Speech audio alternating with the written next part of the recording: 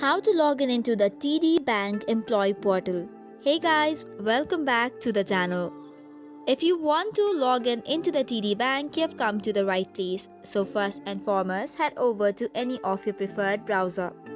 TD Bank offers you different services such as banking service and financial products. So if you want to log into the TD Bank's employee portal, search for mod.ras.tdbank.ca. This should take you to another page from where you should be able to get to the login portal.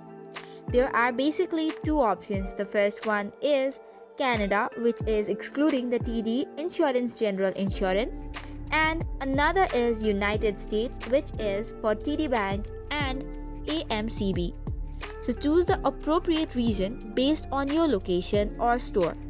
Once this is done, you should be taken to another page, which is for the login. The step would be to enter your username and password, then type in the sign in button. Remember, only the authorized TD Bank employees are permitted to use this portal. So if you are not one, you will get the information unauthorized access is prohibited. So this is all for today's video. For more such contents, do not forget to hit the like and subscribe button.